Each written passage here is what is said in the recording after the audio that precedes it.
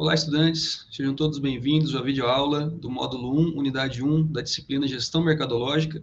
Eu sou o professor Felipe Quevedo e sou professor responsável por essa disciplina.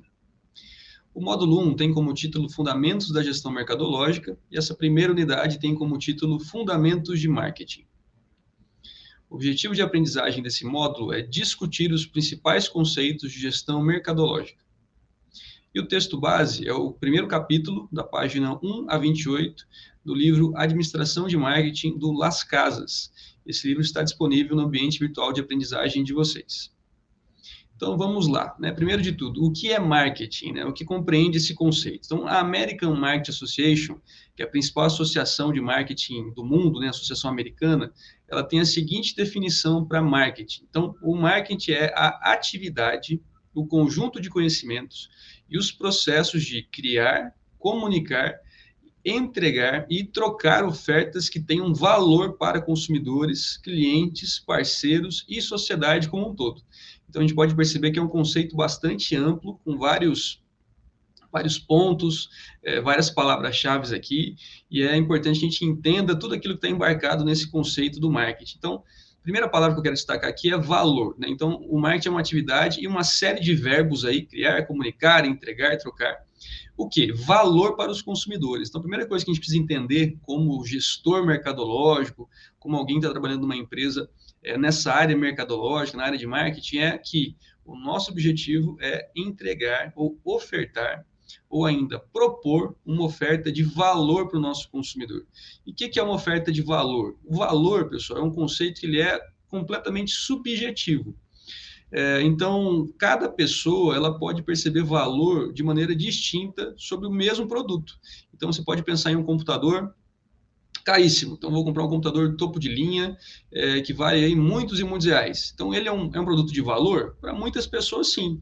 Para outras pessoas, não vale aquele preço. Por que não vale aquele preço? Porque eu não estou disposto a pagar por aquela marca, ou porque todas aquelas características que esse produto topo de linha oferece, para mim não faz diferença, eu não vou utilizar aquilo, eu vou utilizar para uma coisa mais básica, um computador mais simples já resolveria. Então, o valor ele não está relacionado com o preço, ou com a marca necessariamente, mas sim aquilo que para o consumidor é percebido como algo valoroso, algo que para ele tem utilidade, para ele tem algum sentido. Então, o valor ele é subjetivo. Quem determina o valor do meu produto? É o consumidor que irá comprá-lo. Então, quanto maior o valor percebido pelo consumidor, maior vai ser a intenção dele comprar, mais ele vai querer ter aquele produto, mais ele vai estar disposto a pagar por aquele produto. Mas o valor ele é subjetivo, é o consumidor que vai perceber aquilo. Então, a primeira coisa que a gente entende desse conceito é que para eu conseguir atender bem o meu cliente, atender bem o meu consumidor, eu tenho que entender o que tem valor na cabeça dele. Qual produto tem valor para ele, que produtos e que características daquele produto são percebidas como valiosas para o meu consumidor. Só a partir disso eu vou conseguir, então, desenhar um produto ou desenhar um serviço que tenha valor para esse consumidor. Então, o primeiro passo aqui é a gente entender o que está na cabeça do consumidor, quais são os seus desejos, as suas necessidades, e nessa primeira aula, introdutória, a gente vai entender o que significa desejo, necessidade, os conceitos teóricos disso, mas a gente precisa entender, antes disso, como gestor mercadológico, o que o meu consumidor quer. É isso. Aquilo que ele quer, aquilo que ele valoriza, isso vai se transformar em uma oferta de valor. Então, sempre eu preciso ter essa conferência, essa preocupação de entender o que tem valor para o meu consumidor. Afinal de contas, é ele que vai comprar o meu produto. Então, algumas vezes a gente pensa em montar um negócio, montar uma empresa, montar um restaurante, ou qualquer tipo de negócio. E a gente pensa assim, o que eu gostaria, o que eu quero, como eu seria bem atendido. Lógico, isso é um pensamento importante, mas mais importante do que isso é entender o que o meu consumidor quer, o que ele desejaria, As pessoas que estão aqui ao meu redor, ou que têm aí um potencial de virarem meus consumidores. O que tem valor para elas? Esse produto que eu devo oferecer, porque aí eu tenho mais chance de ter um consumidor interessado, engajado e, após consumir o meu produto, um consumidor mais satisfeito. Então, esse é o grande fundamento. Por isso que algumas definições de marketing mais simples falam que o marketing é um elo de ligação entre a empresa e o mercado. Então, ela é responsável por chegar no consumidor e entender, ouvir aquilo que ele quer e, a partir disso, desenhar a empresa, né? Desenhar um produto que seja para aquele consumidor, personalizado para ele, né? Então, esse é o primeiro grande ponto, valor para o consumidor.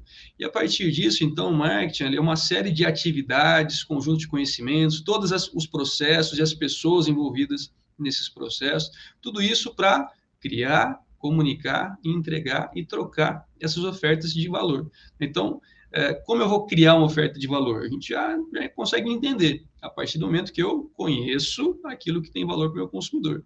A partir daí, então, eu vou criar uma proposta de valor que vem justamente atender esse conjunto de necessidades, de desejos, de características desejadas, buscadas pelo consumidor. Então, a criação de uma oferta de valor, ela começa com entender aquilo que tem valor, né? Como? Junto ao meu consumidor, fazendo pesquisa, conversando com as pessoas, olhando aquilo que tem sido vendido, olhando meus concorrentes, os meus competidores, as empresas que eu vou me espelhar. Então, a partir daí, eu vou entender aquilo que é valioso e aí eu vou criar uma oferta relacionada com isso. Quando eu crio essa oferta, né, eu estou no processo de criação, eu preciso comunicar isso para o consumidor, porque se ele não me conhece, ele não vai considerar comprar de mim. Se ele nunca ouviu falar sobre mim, não tem perigo dele comprar o meu produto.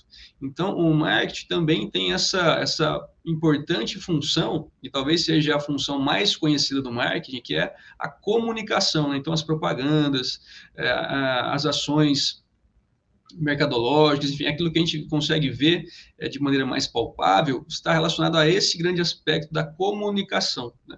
Então, a partir do momento que eu tenho um produto que foi criado, né, pensando em algo que tenha valor para o consumidor, o meu papel como gestor mercadológico é comunicar isso para as pessoas.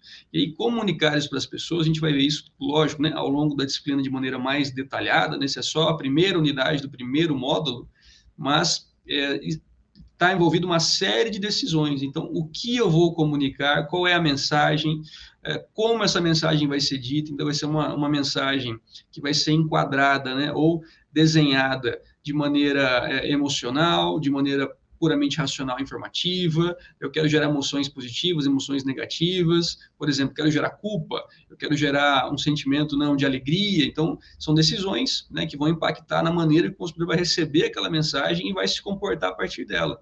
E outra decisão bastante importante também é por onde eu vou comunicar.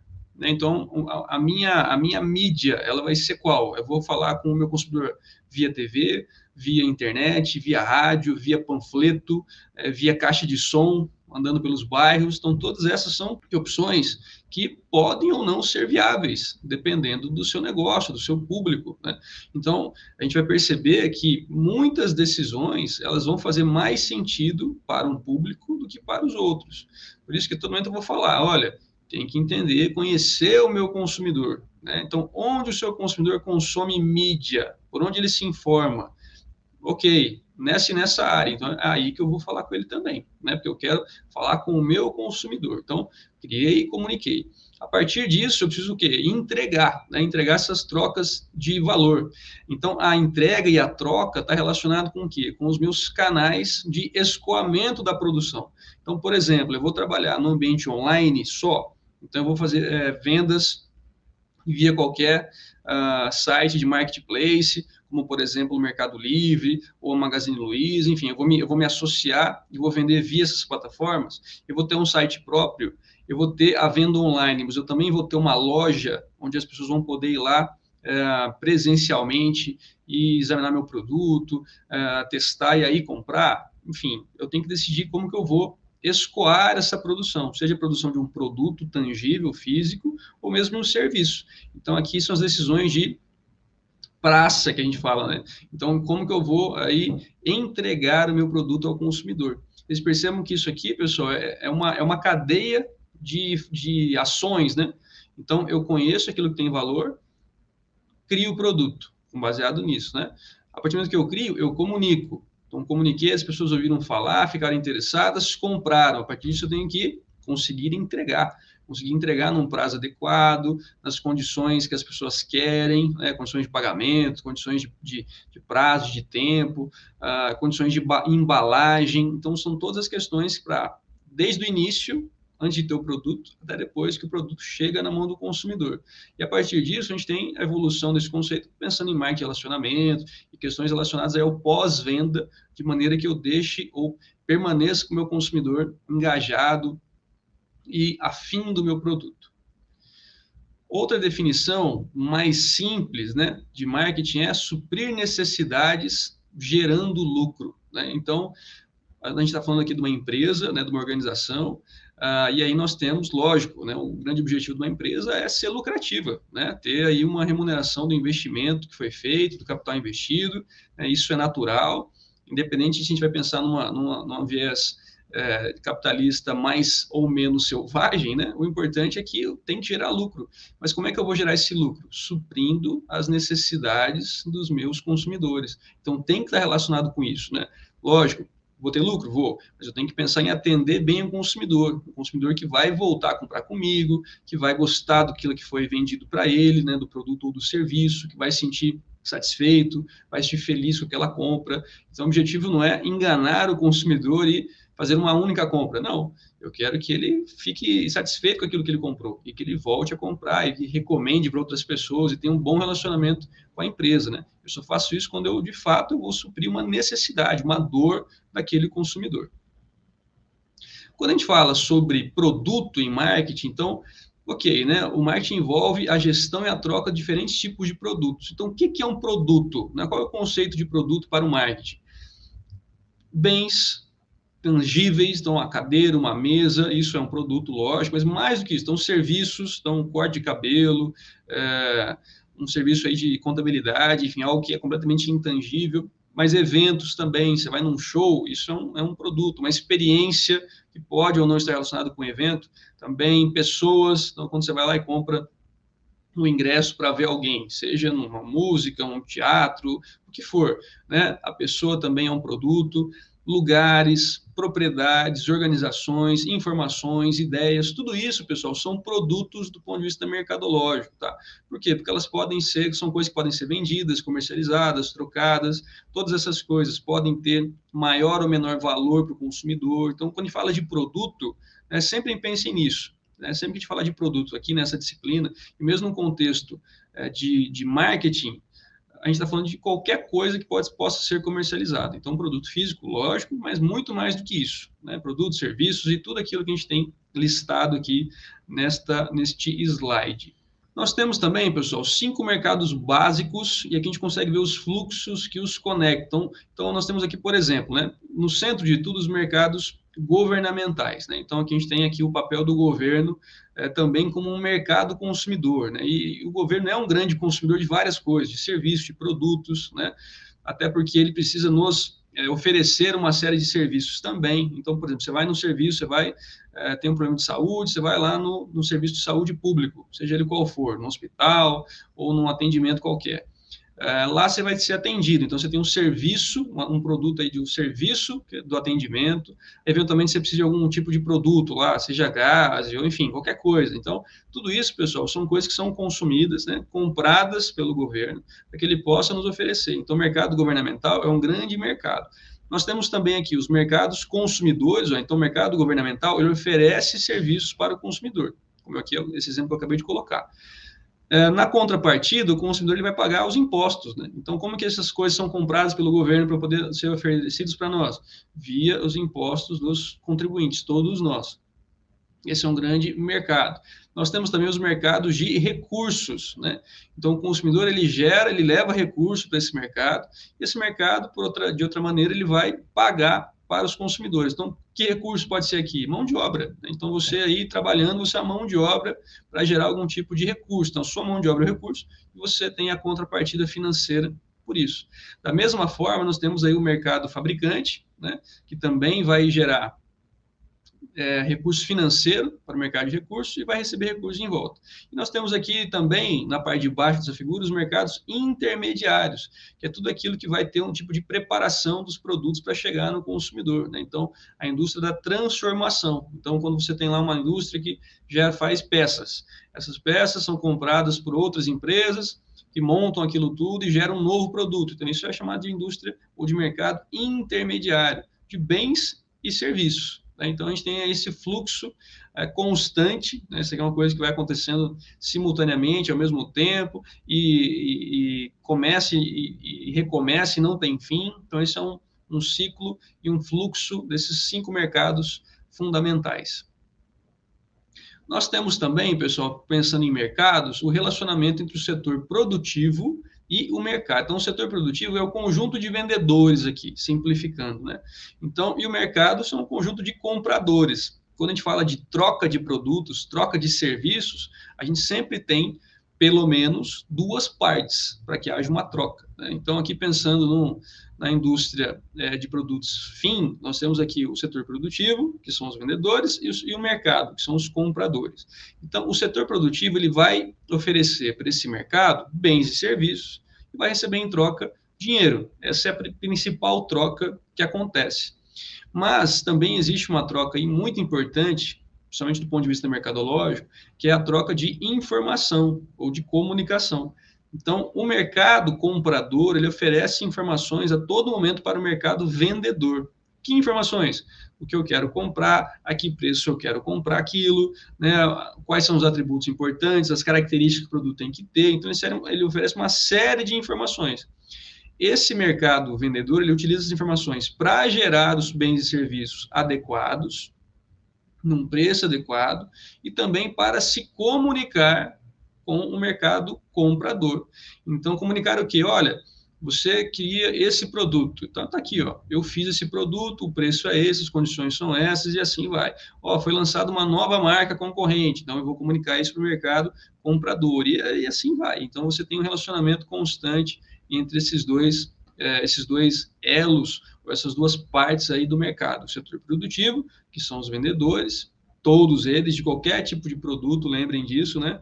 Daquela lista extensa que a gente viu, e os compradores, que são todos os consumidores potenciais e reais do meu produto.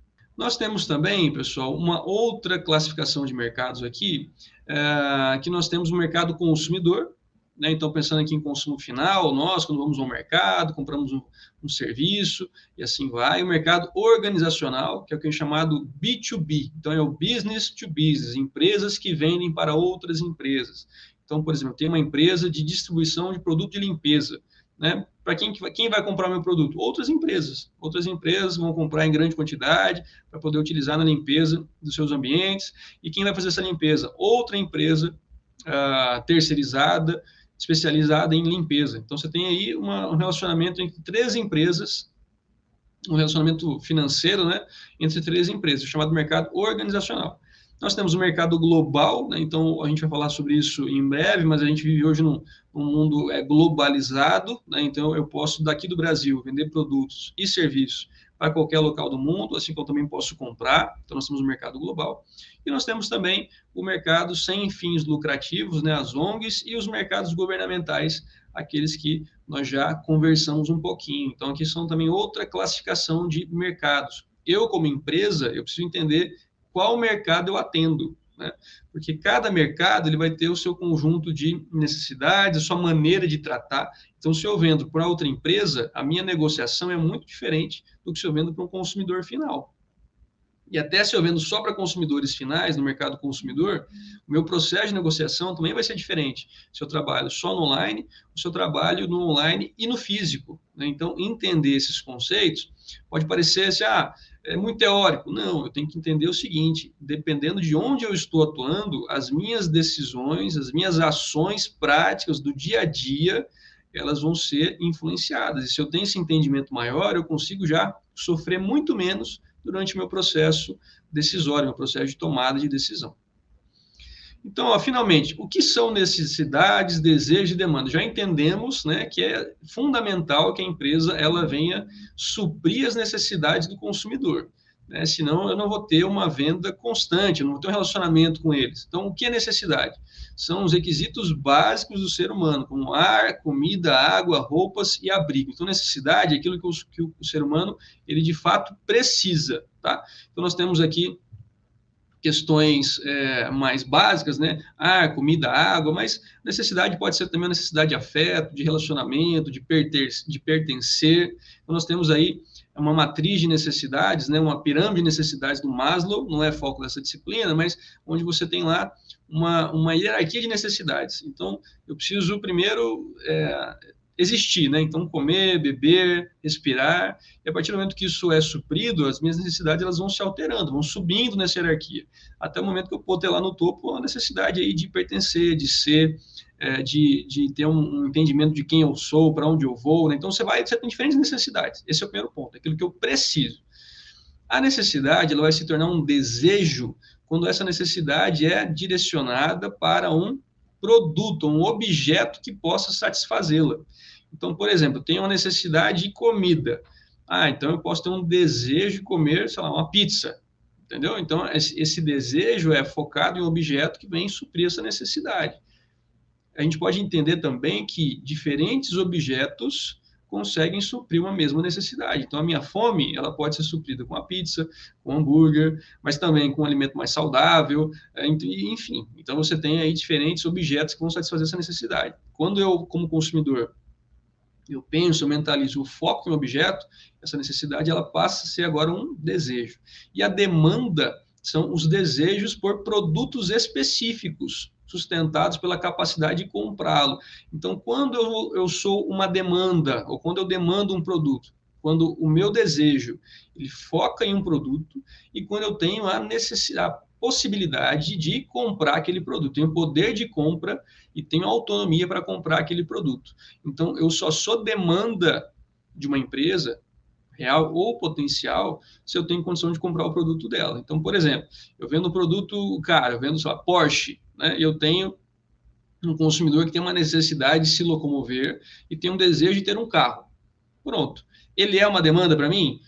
Não tem condição de comprar um Porsche, é muito caro, o poder de compra dele limita, ele consegue comprar um carro mais barato, então ele não é demanda do meu produto. Ele vai demandar outro carro, outro produto de outra marca, ok? Então, a necessidade é o primeiro passo, ela se transforma num desejo e ela pode virar uma demanda, se eu entendo que aquele produto satisfaz os meus desejos e necessidades e eu tenho condição de comprá-lo também, ok? Quando a gente fala sobre necessidades, desejos e demandas, a gente vai falar também sobre ofertas e marcas, né? Então, uma proposta de valor intangível, ela pode ser materializada por uma oferta que pode ser uma combinação de produtos, serviços, informações e experiências. Então, para atender as necessidades e os desejos, né? Ou como alguns gostam de falar, as dores do meu consumidor, eu preciso entender que essa oferta ela pode ser ampla. Então, é um produto, mas também tem um serviço incluído, também tem informações, também tem uma experiência envolvida nessa compra, né? Isso pode ser mais ou menos trabalhado pelas empresas. Então, a mesma necessidade básica lá da fome, né?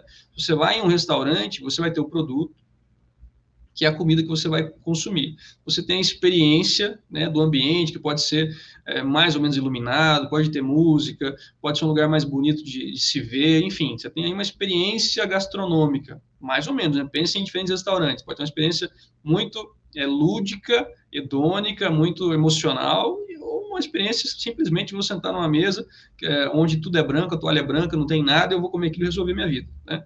Então, experiências distintas, mais experiências. E você vai ter também, lógico, um serviço que da comida que foi preparada, mas você tem o serviço do garçom que vai levar a comida até você, eventualmente pode ser um autosserviço, onde você serve essa comida e pesa, mas alguém vai tirar o preço para você, então você tem uma combinação, né, que vai gerar esse produto final. E diante disso tudo, a gente tem o quê? A marca, né? Então a marca é uma oferta de uma fonte conhecida. Então a marca é o quê? A marca, pessoal, a gente vai ter uma aula específica disso, mas ela vem aqui como algo que vai colocar uma garantia daquele produto, daquele serviço. Então, como se tivesse lá um rótulo, né? Então, esse produto aqui, é desta marca. Bom, então se é desta marca, eu já conheço, eu já sei o que esperar. Então, por exemplo, se eu falo aqui Coca-Cola, né? A grande maioria de vocês vai já ter uma experiência ou uma memória do gosto da Coca-Cola. Então, isso é o quê? É o poder da marca Coca-Cola. Então, ela já te dá uma série de informações só a partir daquela marca, né? Só a partir daquele nome, daquele símbolo, daquele som, né? Então, esse é o poder da marca. Ela nos dá cria uma série de expectativas com base naquilo que a gente já conhece, já viveu, e também ela nos garante, mais ou menos, aquilo que eu vou receber depois. Então, por exemplo, você tem um restaurante favorito.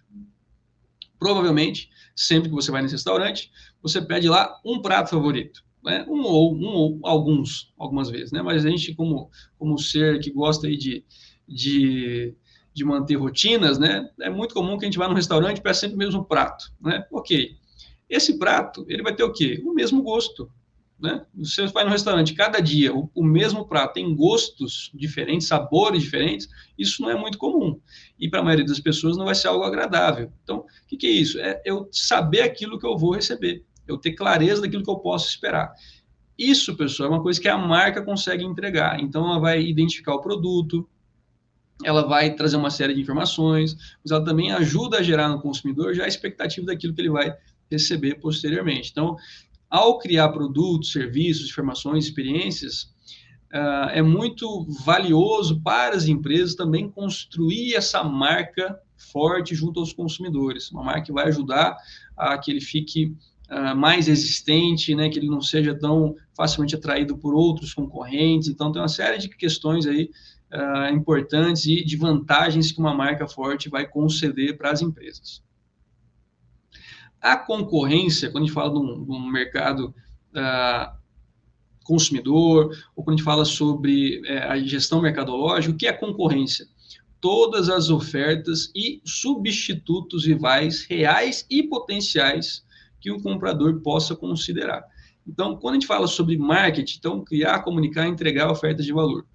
Ótimo, então eu tenho que falar com o meu consumidor, entender o que tem valor para ele, construir e fazer tudo aquilo que a gente já conversou. Mas eu tenho que entender também que eu estou em um mercado, em um ambiente competitivo. Então, isso que eu estou fazendo direitinho, né, o meu concorrente também está.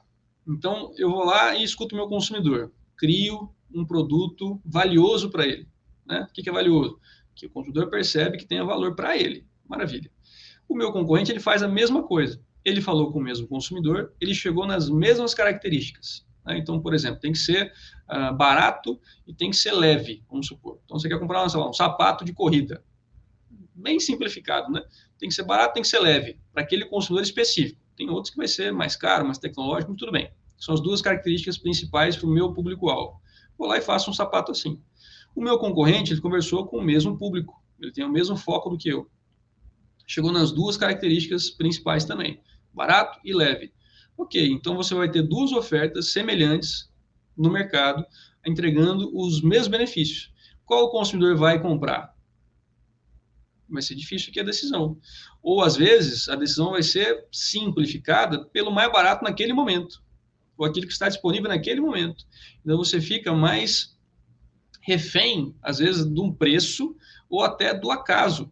Então, nesse caso, pessoal, a gente precisa entender o seguinte, olha, tem um mercado concorrente, eu preciso me posicionar em relação a ele também, de maneira que eu consiga entregar aquilo que é fundamental para o meu consumidor, mas também aquilo que vai me diferenciar dos meus concorrentes, de maneira a criar uma vantagem competitiva duradoura, né?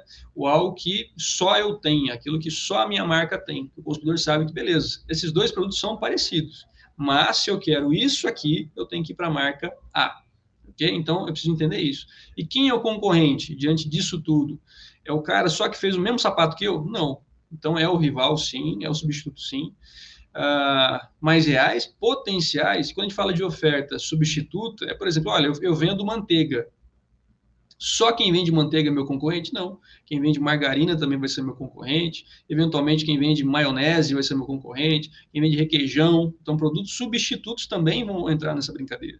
Então, a gente começa a perceber que a gestão mercadológica, né, esse olhar ou essa ligação da empresa com o mercado, quem é o mercado? É o consumidor, mas também é o concorrente, é o fornecedor. Então, eu tenho que ter uma visão bastante ampla do meu negócio para entender todos esses atores que podem influenciar, que podem concorrer comigo, e aí eu vou me posicionando, me comportando de maneira a conseguir também me defender dessa concorrência. Então, é um trabalho que não é simples, né? Diante disso tudo, a gente pensa na evolução do marketing ao longo do tempo, a gente tem hoje o chamadas novas realidades do marketing, né?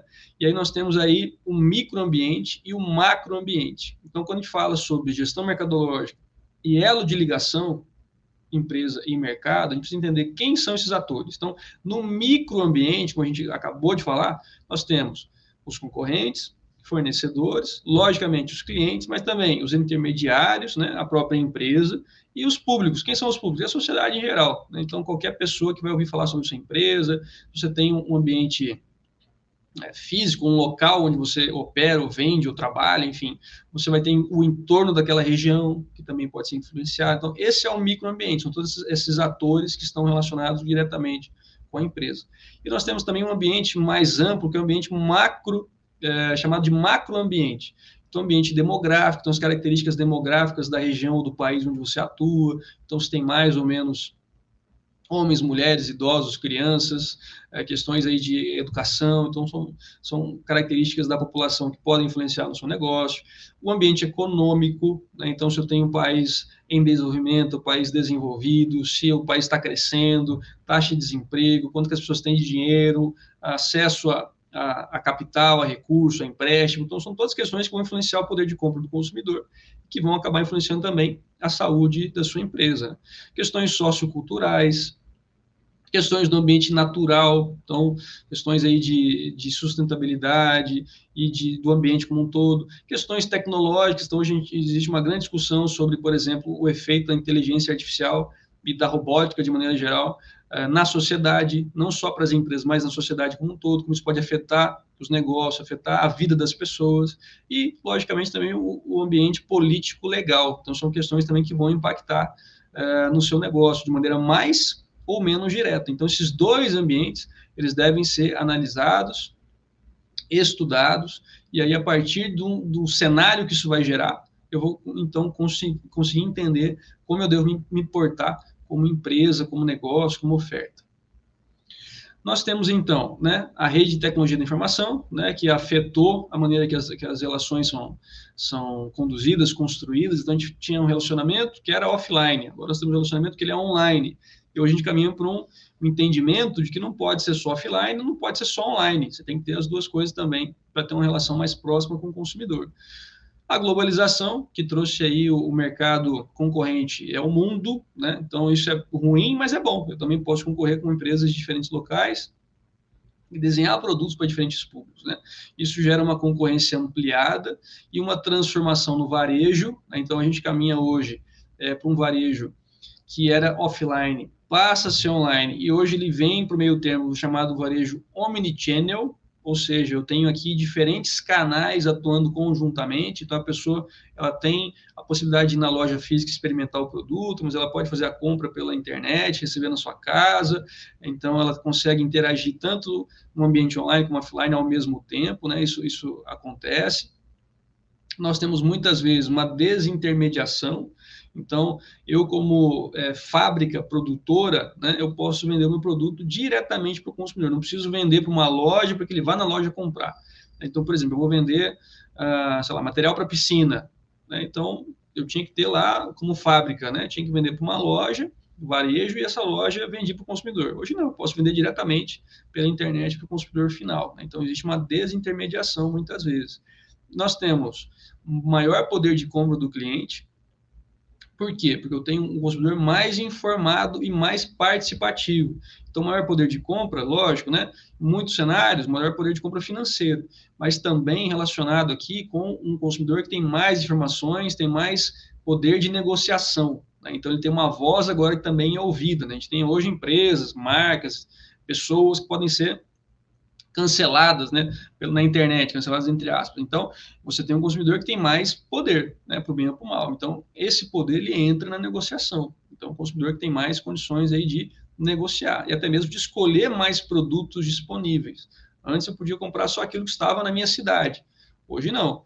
Posso comprar aí do mundo todo. Então, o meu poder de negociação ele aumenta, né? Eu consigo ter uma negociação mais paritária com as empresas. E isso, pessoal, essa evolução, ela foi acontecendo ao longo do tempo, né? Então, inicialmente, você tinha diferentes orientações da empresa, né, pensando no marketing, pensando no mercado. Então, inicialmente, a gente tinha uma orientação para a produção. Então, nessa orientação, sustenta que os consumidores dão preferência a produtos fáceis de encontrar e que sejam de baixo custo. Então, inicialmente, o foco das empresas era o quê? Produzir, era ter produto, ter estoque. Porque o consumidor ele comprava aquilo que tinha para ele, não tinha tantas opções, não tinha tantas condições, não tinha tanta escolha assim disponível. Então eu vou comprar o quê? Aquilo que tiver mais fácil, né? E de preferência aquilo que for mais barato. Então, quando o consumidor tinha esse desejo, a orientação das empresas era para a produção. Isso vai evoluindo. Então, nós depois caminhamos para a orientação para o produto, que vai sustentar que os consumidores dão preferência a produtos que ofereçam qualidade e desempenho superiores. Então, perceba que vai evoluindo. Ó. Antes eu comprava qualquer coisa, só tinha que estar aqui para mim e barato. A partir do momento que eu canso de comprar isso, tem que evoluir. Então, agora eu quero o quê? Eu quero qualidade, eu quero característica inovadora, e as empresas vão atrás, evoluem atrás. Então, passa de uma orientação para a produção para uma orientação para o produto. Depois, nós evoluímos, uma orientação para vendas. Então, parte do princípio que o consumidor agora, ele e as empresas não vão espontaneamente comprar os produtos de uma organização em quantidade suficiente. Então, eu tenho que ir atrás desse consumidor. Por quê? Porque várias empresas estão vendendo produtos inovadores, com boa qualidade, então não adianta só ter isso, eu preciso ir atrás do meu consumidor. E aí isso vai evoluindo até que a gente tem orientação para o marketing, né, que consiste que as empresas, para ser mais eficaz que os concorrentes na criação, na entrega e na comunicação de um valor superior aos mercados-alvo, aquilo que a gente já tem conversado. Então vai evoluindo, o consumidor já tem o produto, todas as empresas já entendem que tem que correr atrás do consumidor, e agora a gente entende que não é só correr atrás, eu tenho que correr atrás oferecendo aquilo que é valioso para ele. Então, isso vai evoluindo. A gente percebe o quê? Que nessa evolução, o consumidor cada vez tem mais voz, cada vez tem mais peso, cada vez é mais importante nessa decisão, nessa tomada de decisão das empresas, né? E aí a gente caminha finalmente para algo que agrega tudo isso, que é o chamado de marketing holístico, né? Que se baseia em desenvolvimento, estruturação e implementação de programas, processos e atividades de marketing com o reconhecimento da amplitude, da interdependência de seus efeitos. Então, se a gente olhar aqui nesta figura, o marketing holístico é aquele que agrega tudo. Ó. Então, eu tenho aqui o marketing de desempenho, o marketing de relacionamento, o marketing integrado, que vai integrar todas as ações mercadológicas, pensando num único objetivo, e o marketing interno também, aquele que é para a própria empresa, para os meus próprios colaboradores. Então, o marketing holístico é aquele que vai integrar todas essas ideias pensando em uma única estratégia mercadológica para a empresa. Então, o nosso conceito ele vai cada vez mais avançando e mostrando a importância do marketing para as empresas. O marketing de relacionamento, né, tem como objetivo construir relacionamento de longo prazo, mutuamente satisfatórios, tem que ser bom para mim e bom para o consumidor, com seus componentes chaves, a fim de conquistar ou manter negócios com eles. Então, eu quero não só vender uma vez, mas eu quero vender constantemente, de maneira que eu fique feliz como empresário, mas que o meu consumidor também fique feliz como consumidor, que ele goste de comprar o meu produto.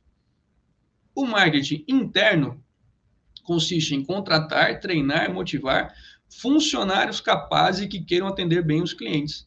Então, da mesma maneira que eu tenho que tratar bem os meus consumidores, muitas empresas percebem que eu também tenho que tratar bem os meus funcionários, meus colaboradores, para que eu possa manter essas boas pessoas trabalhando para mim. Né? Então, a gente tem hoje não só o marketing externo tradicional, mas também o marketing interno, aquele que vai vender, entre aspas, a empresa para o próprio colaborador, para que ele queira continuar trabalhando lá. Então, envolve não só o que envolve essa venda da empresa?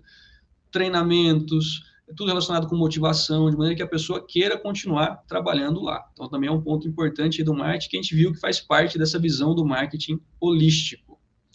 O marketing de desempenho, pessoal, ele pressupõe o entendimento dos retornos financeiros e não financeiros para a empresa e para a sociedade a partir de atividades e programas de marketing. Então, o marketing de desempenho, pensando lá no marketing holístico, é aquele que foca em mensurar esses retornos. Então, ok, fiz tudo isso aqui. O que voltou para a empresa? Em termos financeiros, logicamente, mas também em termos não financeiros, de reputação, de reconhecimento, de renome, e assim vai. Também é uma questão a se considerar, pensando nessa visão do marketing holístico, integrado. E nós temos aqui, finalmente, as tarefas da gestão mercadológica. Então, o que um gestor mercadológico ele vai fazer? Então, ele vai desenvolver as estratégias dos planos de marketing, né? A gente vai falar bastante sobre isso ao longo da disciplina. Captação de oportunidades de marketing. Então, se eu tenho que estar ligado no meu consumidor lá fora, isso vai gerar o quê? Oportunidades que eu posso preencher. A conexão com os clientes, que deve ser feita a todo momento, não só para entender o que ele quer, mas para gerar e criar relacionamento. construir marcas fortes que vão, como a gente já conversou, né, dar mais força e mais garantia para os produtos da empresa, desenvolvimento de ofertas ao mercado, a entrega daquele valor, comunicação do valor, e tudo isso pode gerar um sucesso de longo prazo. Então, essas são as tarefas da gestão mercadológica. Percebam que tem bastante coisa, né? Não é um conceito simples e fácil, mas ele é bastante completo, e a partir do momento que a gente tem um entendimento disso e começa a colocar em prática essa visão do marketing ampliado, integrado, né, que foca no mercado, nos diferentes mercados, inclusive o interno, a gente tem mais condições de pensar num sucesso de longo prazo. Então, essas são as principais referências que a gente utilizou nessa videoaula. Espero que os conceitos tenham ficado claros para vocês. Desejo a todos um bom estudo.